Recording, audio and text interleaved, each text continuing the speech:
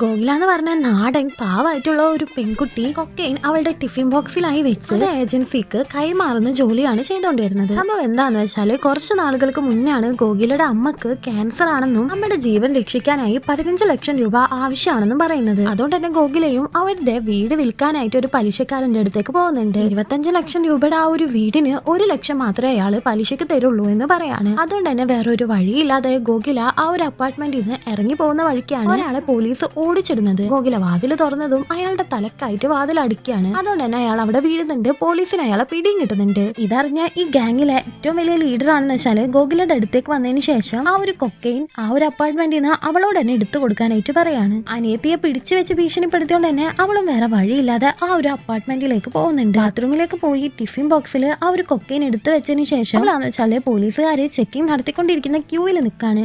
എന്നാൽ ഒരു പോലീസുകാരെ അവൾ ആദ്യം വന്നിരുന്നതല്ലേ, കുഴപ്പമില്ല പൊക്കോളാൻ പറഞ്ഞ അവളെ പറഞ്ഞേക്കാണ്. അവള് സേഫ് ആയിട്ട് തന്നെ ആ ഒരു കൊക്കിനെ ആളുടെ കയ്യിൽ ഏൽപ്പിക്കുന്നുണ്ട്. പിന്നീട് അങ്ങോട്ട് അവൾക്ക് അമ്മയുടെ ചികിത്സക്ക് പൈസ കിട്ടാതെ വന്നതുകൊണ്ട് തന്നെ ഇവരുടെ ആ ഒരു സീക്രട്ട് പ്ലേസിലേക്ക് ഗോകുല പോകുന്നുണ്ട്. ശേഷം അവിടെ എന്തെങ്കിലും ജോലി ഉണ്ടോ എന്ന് ചോദിക്കുകയാണ്. അവരും ഒരു പെണ്ണ് ഗാങ്ങിൽ ഉണ്ടെന്ന് വെച്ചാൽ ഈ ബിസിനസ് നന്നായി തന്നെ നടത്താമെന്ന് കരുതിയിട്ട് അവൾക്ക് അവിടെ ജോലി കൊടുക്കുന്നുണ്ട്.